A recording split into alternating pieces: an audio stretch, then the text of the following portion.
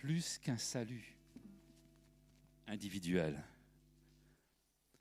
Jésus est venu pour un peuple. Pour un peuple, pour un royaume.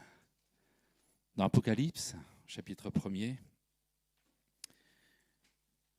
Jean dit que la grâce et la paix vous soient données de la part de celui qui est, qui était, qui vient, de la part des 7 esprits qui sont devant son trône, de la part de Jésus-Christ, le témoin fidèle, le premier-né des morts, le prince des rois de la terre, à celui qui nous aime, qui nous a délivrés de nos péchés par son sang, qui a fait de nous un royaume, des sacrificateurs pour Dieu son Père. À lui soit la gloire au siècle des siècles. Amen. Jésus, en donnant sa vie, en rançon pour nos péchés, nous donne une opportunité extraordinaire. Il nous fait appartenir à un peuple qu'il s'est acquis. Il dit, l'apôtre Paul dit, une nation sainte. C'est pas l'apôtre Paul, c'est l'apôtre Pierre, pardon. Dans 1 Pierre au chapitre 2, verset 9, il dit que vous êtes une race élue, un sacerdoce royal, une nation sainte, un peuple acquis, afin que vous annonciez les vertus de celui qui vous a appelé des ténèbres à son admirable lumière. Vous qui n'étiez pas un peuple, maintenant, vous êtes le peuple de Dieu. Et là, je bénis Dieu pour cela. Par sa mort, par sa résurrection, Jésus s'est acquis un peuple, un royaume qui déclare, qui témoigne la manière vertueuse de penser, la manière vertueuse de vivre, la manière vertueuse d'agir, parce qu'il est le peuple de Dieu. Alléluia.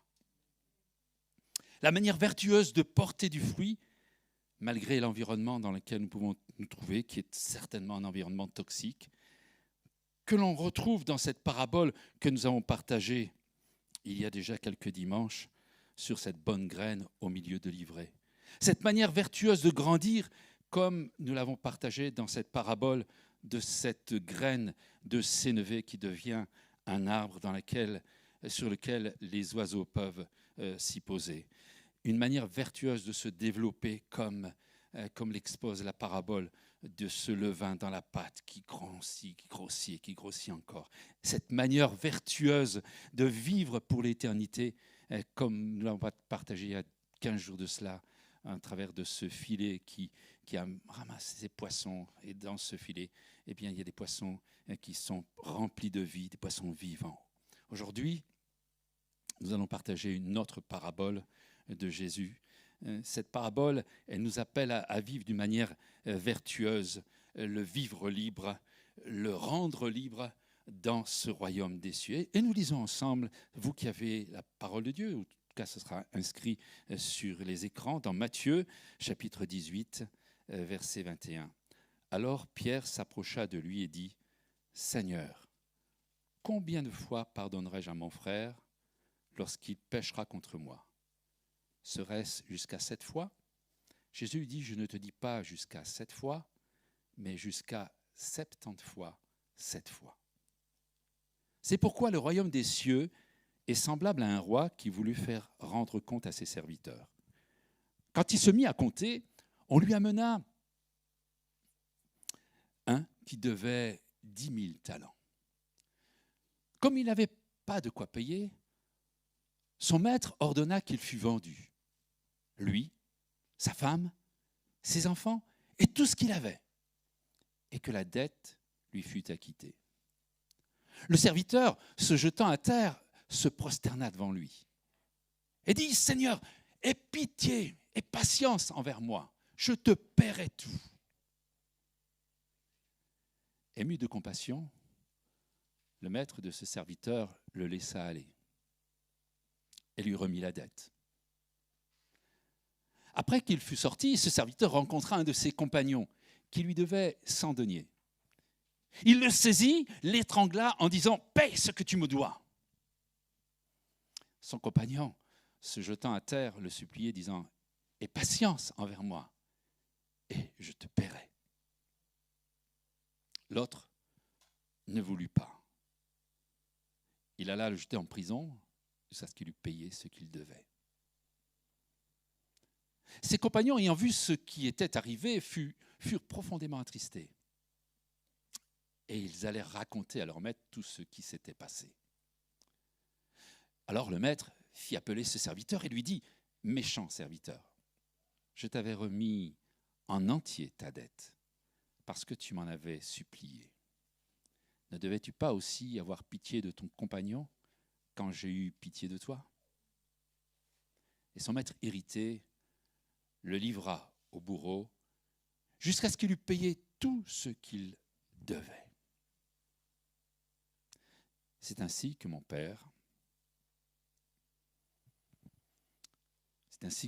céleste vous traitera si chacun de vous ne pardonne pas à son frère de tout son cœur. Cette phrase de conclusion pourrait à tort nous imposer une loi dans la grâce, ce qui est contradictoire. On l'appellerait la loi du pardon pour être pardonné. Cette manière de comprendre la parabole n'est pas tout à fait juste et réintroduit bien sûr une loi dans la grâce. On pourrait retrouver cela aussi dans la prière du Notre Père. Pardonne-nous nos offenses comme nous pardonnons à ceux qui nous ont offensés. Il serait facile de conclure trop rapidement ce matin qu'il existerait une loi du pardon. Si tu pardonnes, tu seras pardonné. Et avant de conclure cette manière simpliste d'adhérer à cette loi, je voudrais qu'on scrute quelques instants le cœur du Maître. Avant de remettre la dette, le Maître est ému de compassion. Ému de compassion. Cette expression, c'est le cœur du Maître. Il y a quelque chose de fort dans son cœur. C'est un roi au grand cœur. C'est un roi bon. Le psalmiste exprime dans le psaume 86, verset 5, « Car tu es bon, Seigneur.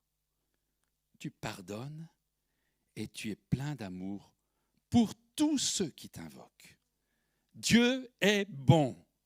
Dieu est plein d'amour. Alors, Dieu pardonne. Jésus donne 3 paraboles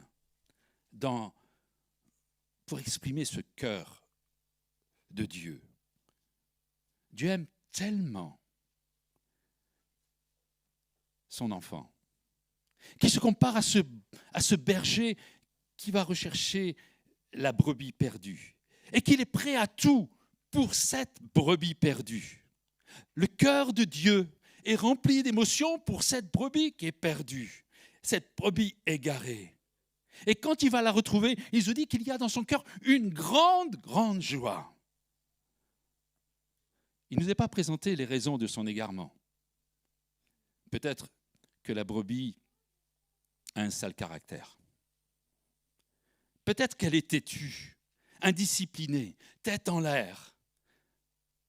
Ou simplement piégée et aspirée par ses appétits.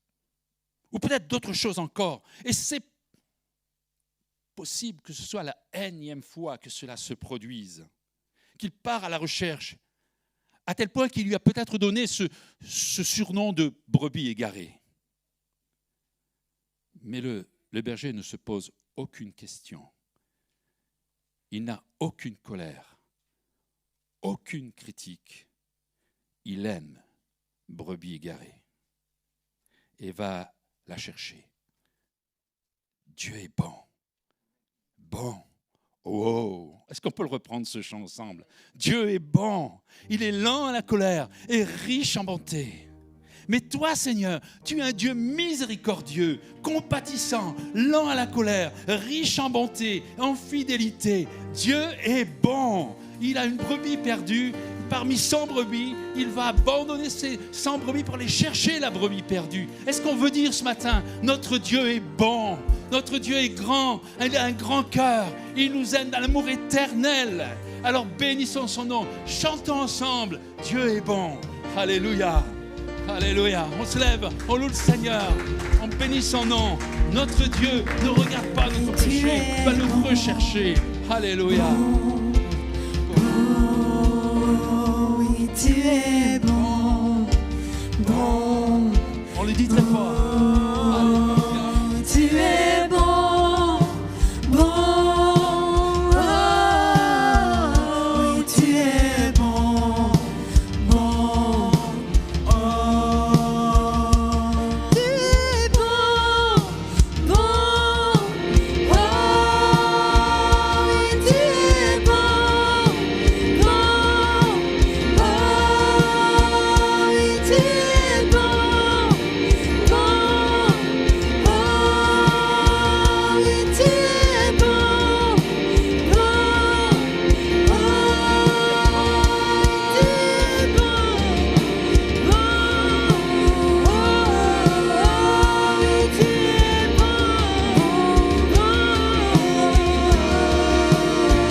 Oui, tu es bon, bon. Tu es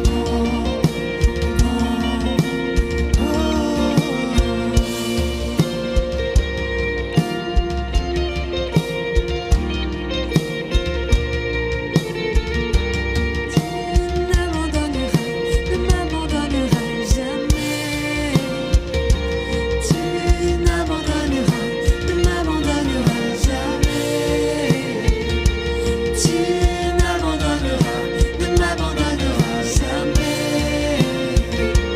Tu n'abandonneras jamais. Tu n'abandonneras jamais. Tu n'abandonneras jamais.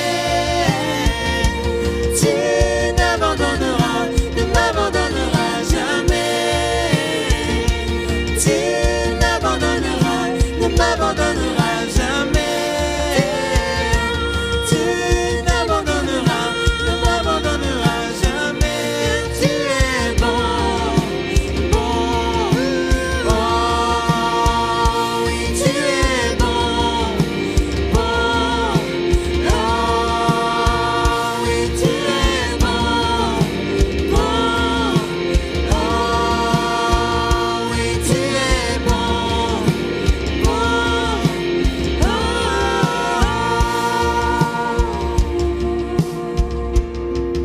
Alléluia. Amen. Jésus. Amen. Acclamons le Seigneur. Alléluia. Dieu est bon. Dieu aime tellement qu'il est comme ce père du fils prodigue qui réhabilitera son fils sans hésitation. Ce fils qui a tellement fait souffrir son père, qui a dilapidé tous ses biens. Mais le père a aimé son enfant. Il attendait. Chaque jour, il regardait à l'horizon pour voir si ce fils si terrible revenait. Dieu a tellement aimé qu'il est comme cette femme qui fait d'un objet ordinaire perdu cette drachme une priorité pour la retrouver. Dieu est ému de compassion. Il pouvait agir avec justice et sans amour. Ça, ce n'est pas dans sa nature.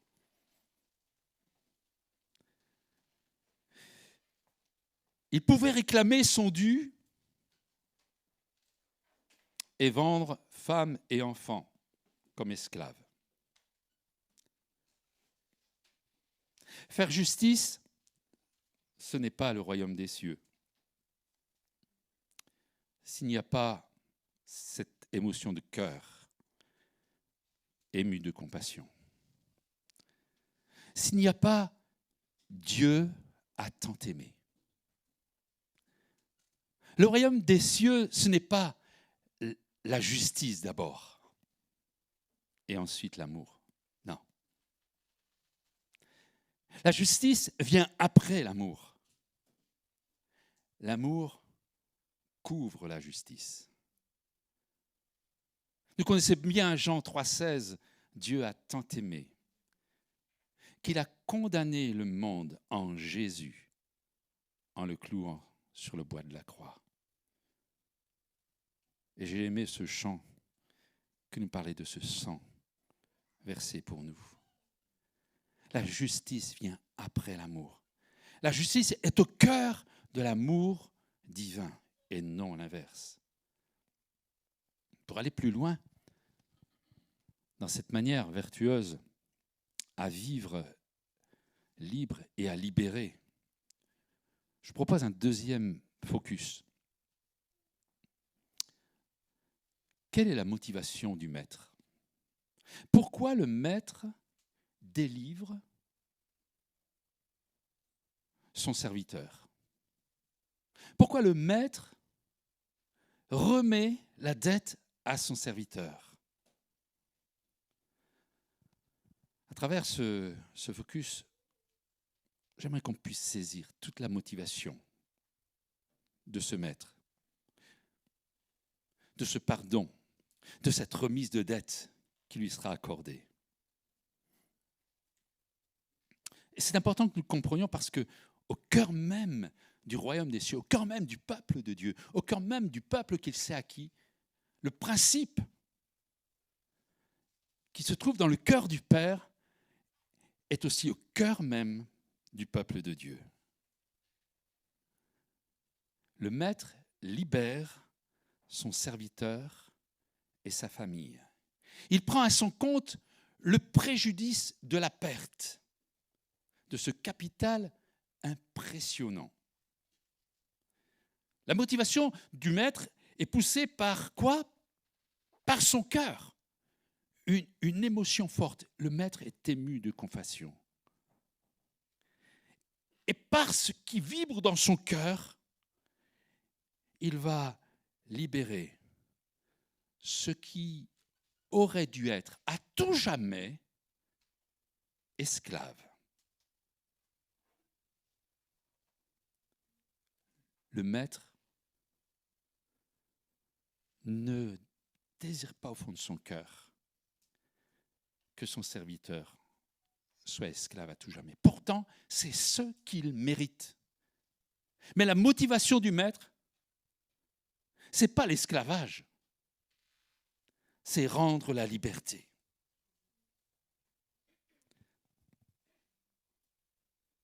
Le maître efface la dette. Nous avons là quelque chose qui nous est difficile de saisir et de comprendre, en tout cas pour ma part. Parce que dans notre modèle humain, on serait resté sur la première option. Tu as une dette, tu vas payer. Et tu paieras jusqu'au bout. Vous connaissez, vous, une banque qui vous propose de combler votre découvert? Si vous la connaissez, vous me le dites. Je vais tout de suite aller signer un contrat avec eux. Bien au contraire, elle vous imposera des agios et elle vous rendra la vie impossible jusqu'à ce que vous remboursiez jusqu'au dernier copec. La justice serait que le maître récupère son argent. C'est ça que nous pensons. Et en remettant la dette, le maître est lésé. Et c'est le maître lésé qui redonne à son serviteur un profil de serviteur solvable. C'est juste impressionnant. Celui qui subit le préjudice, l'offensé, offre à son offenseur, à son débiteur, une nouvelle vertu. Cette manière de faire, c'est une manière du royaume des cieux, ce n'est pas celle de ma nature. Dans ma nature, celui qui a une dette, il doit payer. Mais Dieu, dans sa grâce, dans son cœur, dans sa motivation, Il ne veut pas que toi et moi, nous soyons esclaves. Dieu ne veut pas nous donner une vie impossible. Dieu est bon. Bon. Oh. Alléluia. C'est la mentalité de Dieu. Dans les premiers jours de la création, très rapidement, le Dieu avec un grand cœur, le Dieu d'amour, est offensé, terriblement offensé, par le comportement de l'homme qu'il a chouchouté, créé, à qui il a donné des choses extraordinaires. Il l'a mis dans un environnement idyllique, une terre avec des arbres, avec des fleurs, avec des arbres fruitiers, qui donnaient la nourriture et qui n'avaient pas de mauvaises herbes, qui n'avaient pas de ronces. Il y avait une vie avec des animaux, des poissons. Tout était merveilleusement plein de fructification. C'était beau. Et Dieu dit à l'homme, il lui dit, tu vois, tout ça j'ai créé, c'est pour toi, et je vais te mettre là, au milieu de ce jardin, au milieu de cette terre, et là, tu vas continuer l'œuvre, tu vas la rendre encore plus belle. Et Dieu avait sur son cœur un projet d'avenir, d'espérance pour sa création, juste inimaginable pour nous. Et quelques jours sur la terre ont suffi pour que le cœur du Père soit offensé.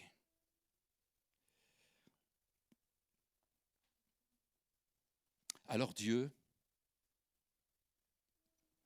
va apporter dès les premiers instants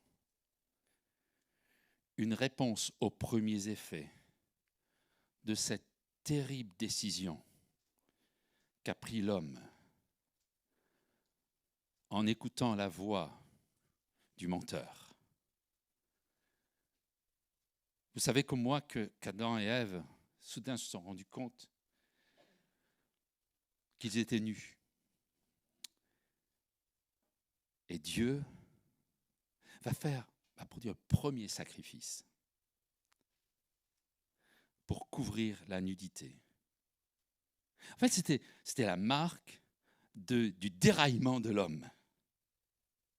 Et dès les premiers instants, Dieu, l'offensé, va apporter à l'offenseur une solution pour amoindrir sa douleur de ses choix.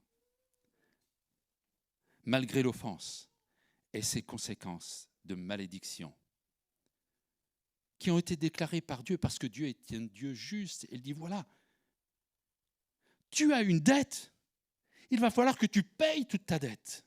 C'est ça, la justice. Mais mon cœur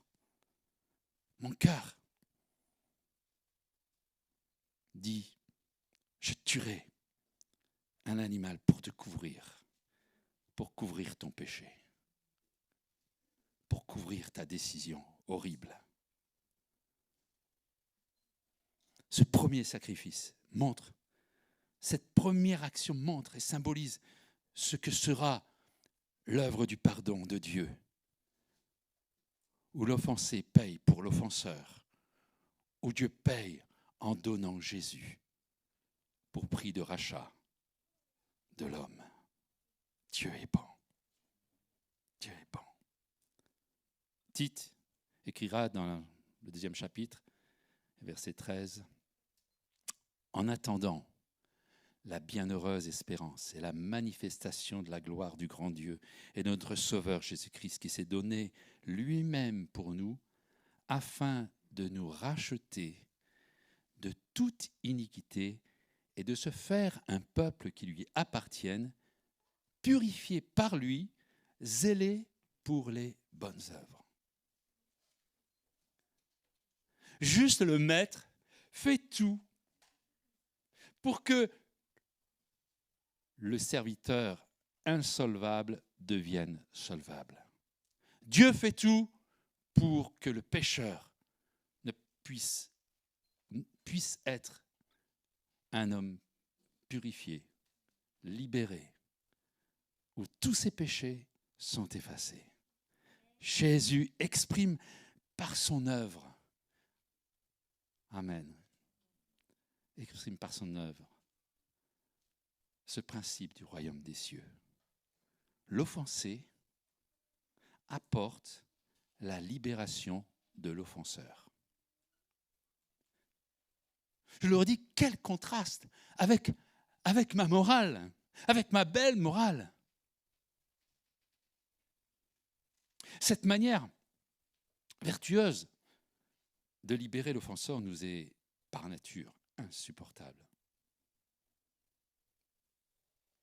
Je parle de mes sentiments.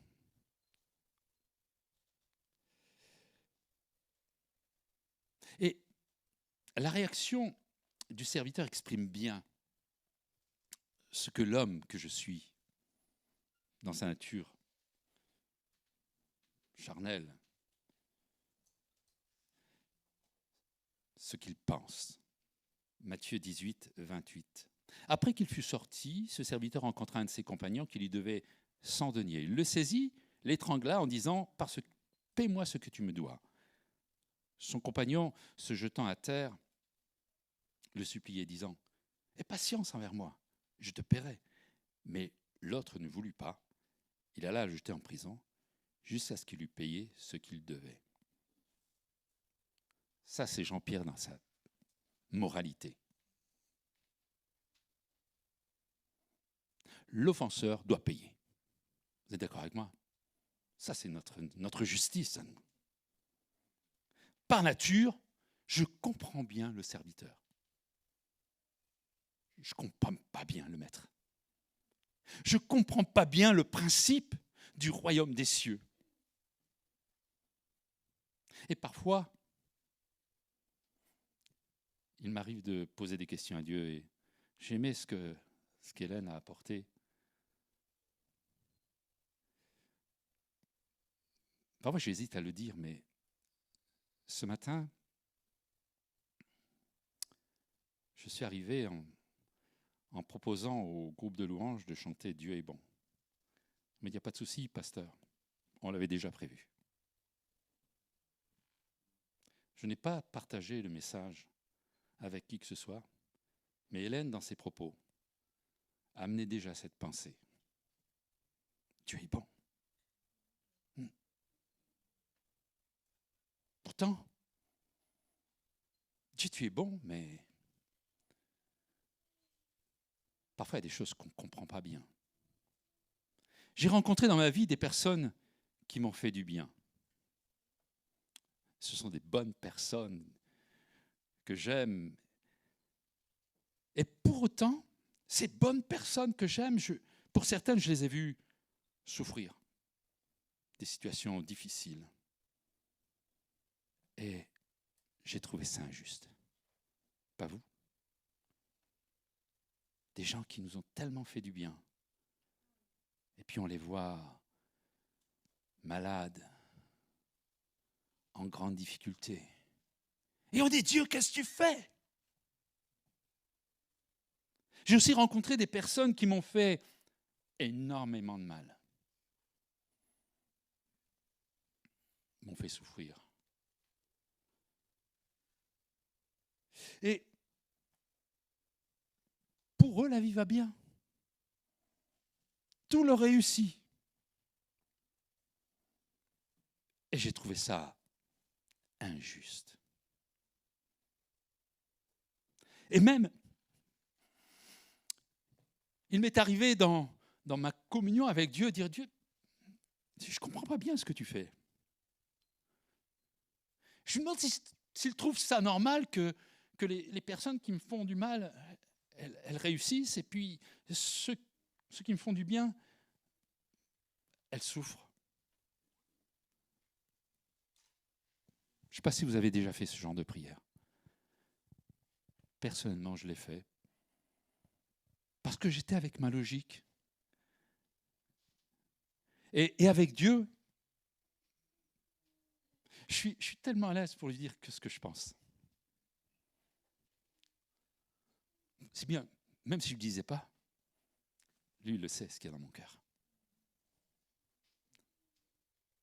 Alors si je lui disais, ah Seigneur, tout va bien, Je suis très content comme tu fais. Il me dirait, Jean-Pierre, t'es un menteur. Parce qu'au fond de ton cœur, c'est pas ce que tu penses. Et c'est vrai que ce principe du royaume des cieux, au fond, il m'est insupportable.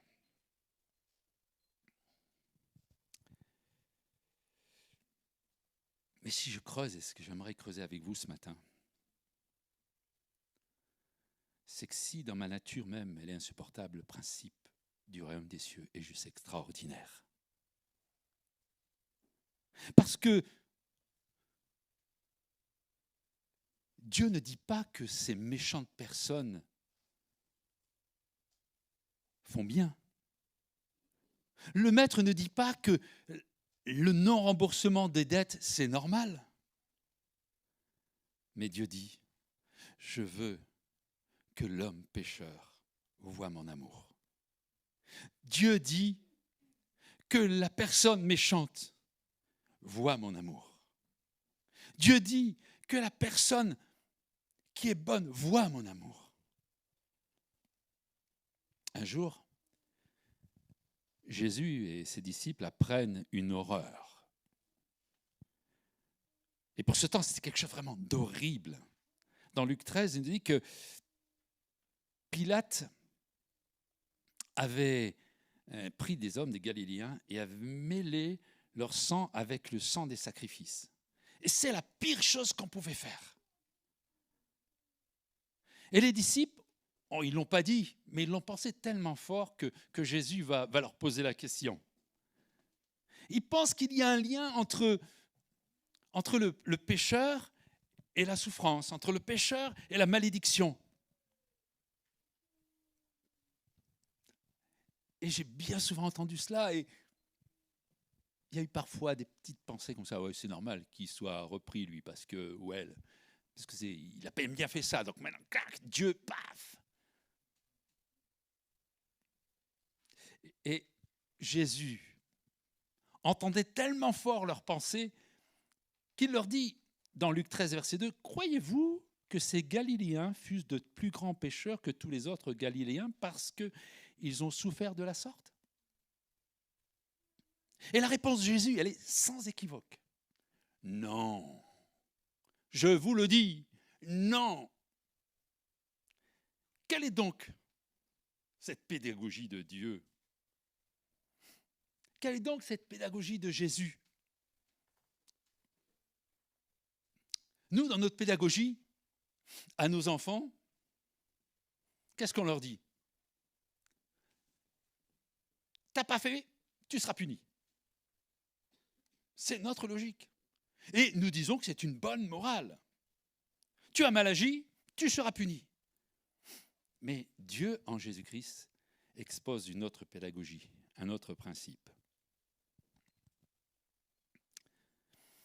Et concernant ces Galiléens, Jésus assure que leur souffrance n'a rien à voir avec leur péché.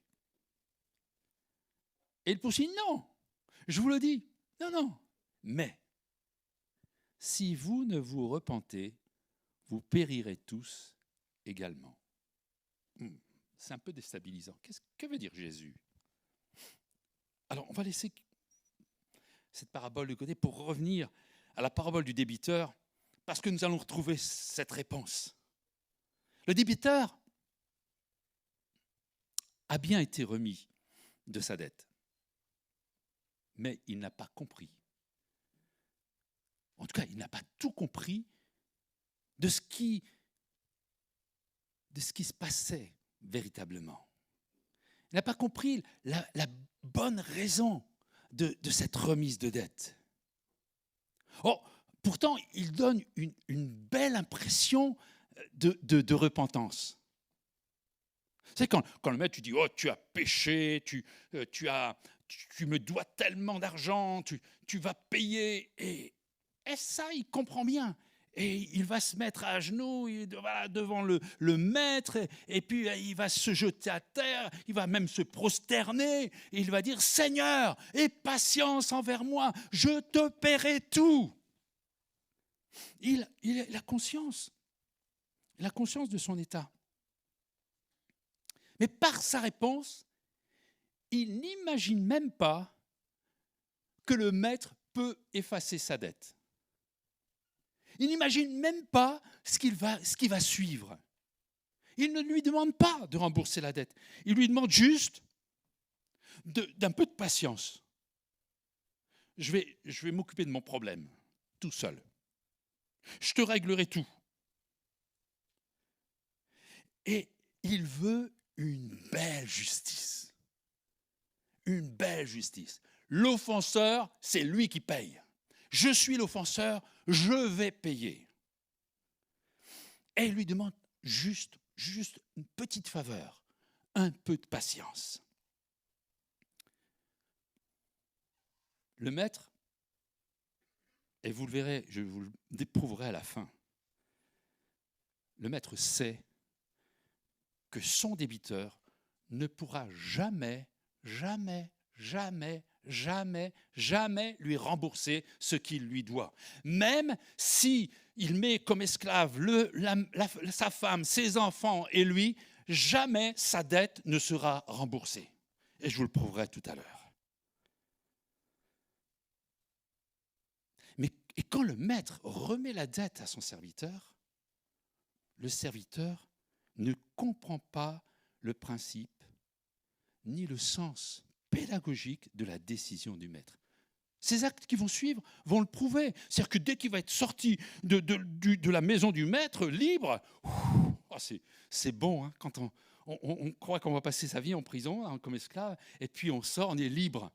Et sa première pensée dit, oh là, il faut que je règle mes problèmes avec mon débiteur qui lui doit 100 deniers. Et je suis convaincu que quand il va faire cela, il est fier de ce qu'il va faire parce qu'il fait justice. L'offenseur doit payer. C'est ce que pense le serviteur. C'est ce que pense ma vieille nature.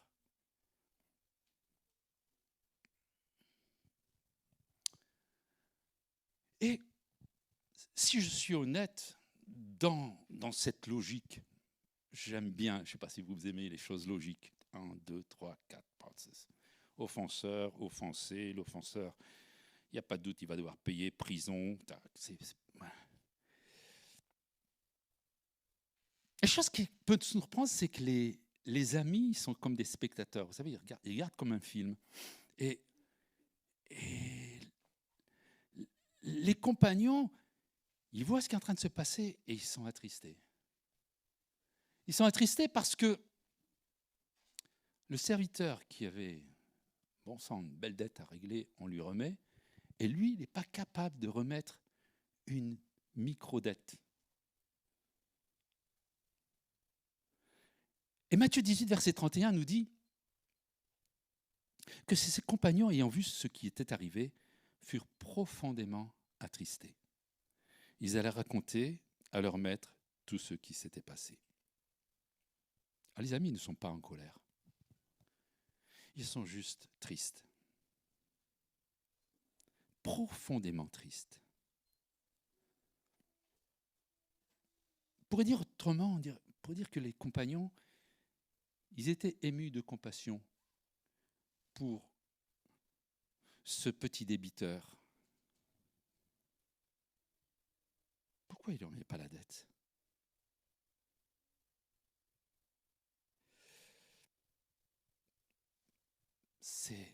C'est triste, disent les compagnons. C'est triste parce que la pédagogie n'a pas fonctionné. Parce que le débiteur n'a pas reconnu la faveur de son maître. Il n'a pas mesuré l'œuvre qui était accomplie là. Jésus dit à ses disciples, non. Les Galiléens, ils n'ont pas subi cette horreur à cause de leurs péchés. Mais si vous ne vous repentez pas, vous périrez tous également. Le serviteur, il s'est pourtant humilié devant son maître, mais il ne s'est pas véritablement repenti. Il a reconnu sa dette. Mais il n'est pas allé jusqu'au bout de sa repentance.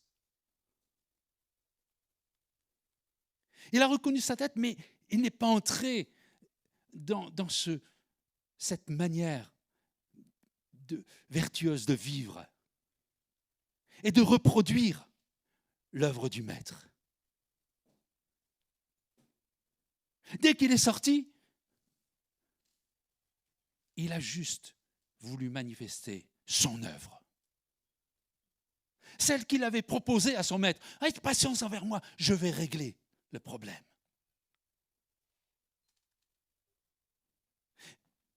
La repentance, c'est reconnaître que l'on est pécheur.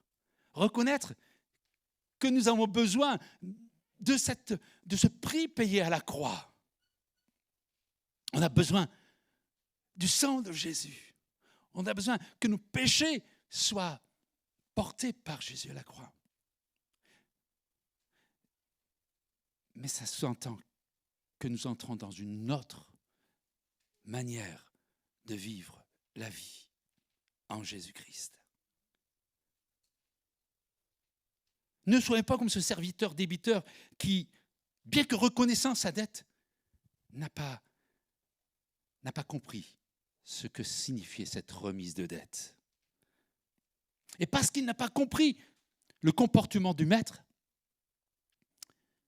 il n'a pas su le mettre en œuvre dans sa vie. Alors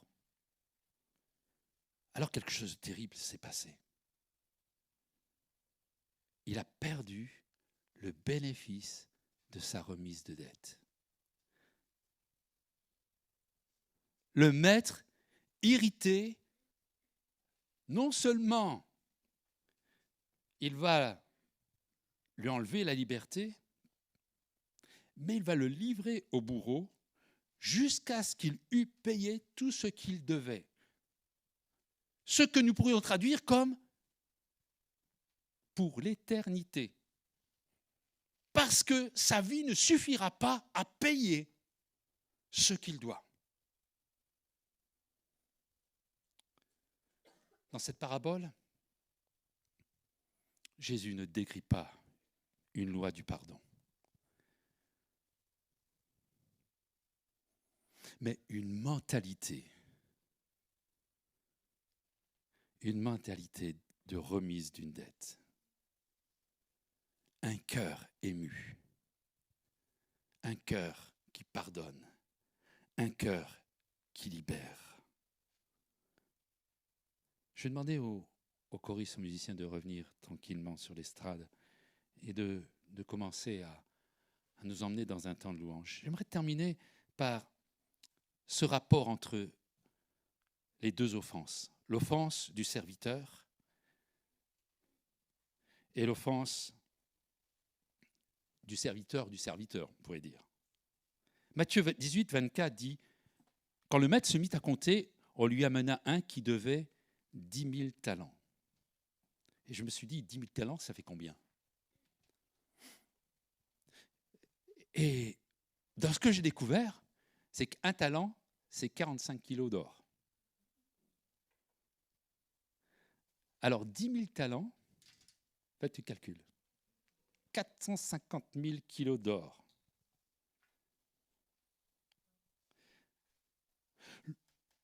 L'offense que peut me faire un homme est symbolisée par la dette de l'ami du serviteur, 100 deniers. Matthieu 18, 28 dit, après qu'il fut sorti, ce serviteur rencontra un de ses compagnons qui lui devait 100 deniers. Il le saisit et l'étrangla en disant, paie-moi ce que tu me dois. Un denier, vous savez c'est quoi? C'est 5 grammes d'argent. 100 deniers, ça fait 500 grammes. Une journée de travail, c'est un denier, 5 grammes. En 100 jours, la dette était payée pour son ami. Par contre, essayez de faire le calcul des 450 000 kilos d'or. Toute une vie ne suffirait pas à payer cette dette. Quel rapport entre ces deux dettes? Avons-nous conscience de la dette qui nous a été remise en Jésus-Christ? 450 000 kilos d'or, c'est rien à côté de la dette qui nous a été remise en Jésus-Christ. C'est rien. Avons-nous conscience du préjudice que nous ou que quelqu'un peut nous faire? Un frère, un ami, un voisin. Par rapport à l'épreuve que l'on fait subir à Dieu par notre péché. Si nous avions conscience, si j'avais conscience, et je le dis avec beaucoup d'humilité, parce que j'ai une nature tellement oublieuse, si j'avais toujours conscience des souffrances, des sentiments d'horreur de Dieu, quand il voit mon cœur se rebeller contre lui. Si j'avais conscience de ce que le sacrifice de la croix a pu être comme déchirement dans le cœur de Dieu. Et tout cela couvert par ce que nous avons l'habitude de dire avec beaucoup de légèreté, amour, charité divine. Si on a conscience de cela, nous réalisons combien Dieu est bon. Bon. Vous savez, j'ai appris quelque chose. Et j'aime bien la multiculturalité parce que nos frères et sœurs africains, ils utilisent souvent cette méthode dans le langage en répétant un mot. Et plus ils le répètent, plus ce mot devient amplifiant. Quand on dit juste que Dieu est bon, c'est un petit bon. Mais quand on commence à dire Dieu est bon, bon, bon, oh, bon, bon, bon, oh, bon, bon. Alléluia! Dieu est vraiment bon, bon, bon. Et si on réalise que notre Dieu est bon, patient, riche en bonté, lent à la colère, face à nos préjudices, face à nos manières d'agir, face à nos façons de le faire souffrir, alors les petits couche-pieds que peuvent faire un homme ou une femme, les petits préjudices d'un ami, soudain deviennent insignifiants. 450 000 kilos d'or, 500 grammes d'argent.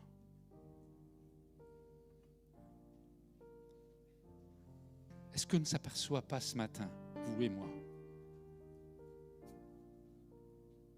du rapport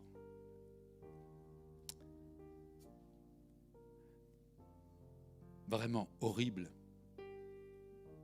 entre ces deux préjudices? Et nous avons l'art et la manière. J'ai l'art et la manière d'en faire une montagne.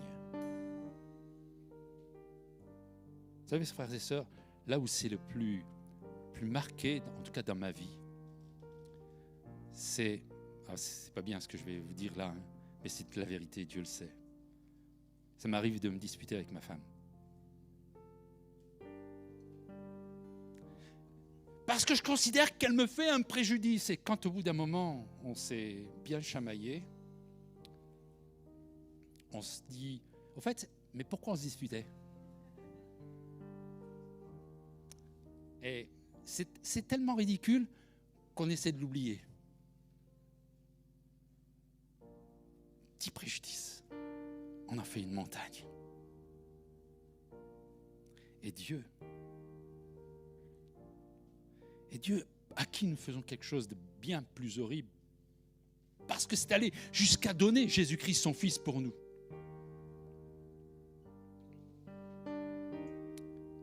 Alors si, ce matin nous partions de ce lieu en disant, Seigneur, il y a quelque chose que je viens de saisir. Oui, il y a autour de moi des personnes qui m'ont fait beaucoup de mal.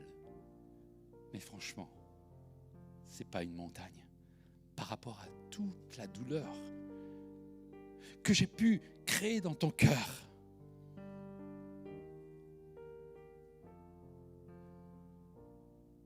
Et Dieu dit, tu sais, mon enfant, si tu n'arrives pas à faire cette différence, si tu restes bloqué sur tes rancœurs envers telle ou telle personne, alors mon Père céleste te traitera de la même manière.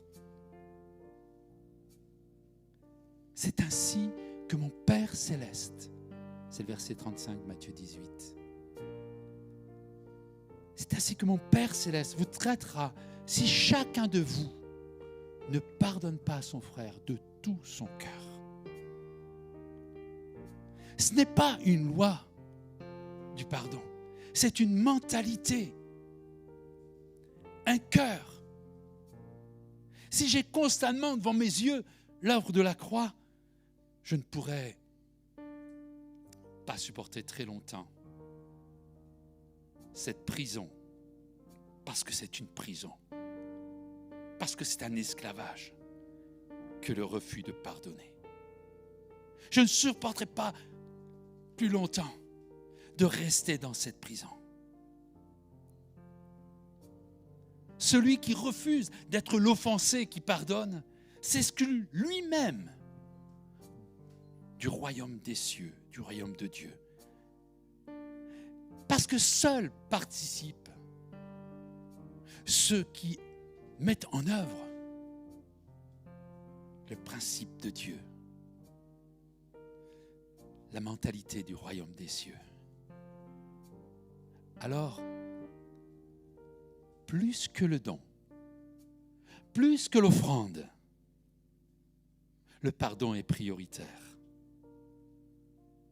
Jésus dit, si tu présentes ton offrande à l'autel et que là tu te souviennes que ton frère a quelque chose contre toi, alors laisse là ton offrande et va régler ton problème. Va te réconcilier, va apporter le pardon, va libérer, va délivrer. Est-ce que ce n'est pas là l'œuvre de Jésus-Christ? Libérer, délivrer. Est-ce que ce n'est pas là l'œuvre du peuple de Dieu? De libérer, de délivrer. Est-ce que ce n'est pas là l'œuvre de Dieu? De répandre le pardon. C'est juste le principe du royaume des cieux. Le pardon, la réconciliation, la vraie repentance. Cette mentalité de l'amour qui couvre la justice. Pierre dira, avant tout, 1 Pierre 4, verset 8. Avant tout, ayez les uns pour les autres une ardente charité, un amour divin ardent. Car cet amour-là, il couvre une multitude de dettes. Il couvre une multitude de dettes. Il libère. Il couvre une multitude de péchés. Est-ce que les musiciens peuvent commencer? Et nous allons prendre quelques instants. Non pas face à un homme, mais dans notre cœur à cœur avec Dieu. Seigneur, il y a quelque chose d'une dette que je dois libérer pour quelqu'un. Jésus l'a fait pour moi. Alors prends quelques instants. instant alors que le groupe de louanges nous conduit dans ses paroles.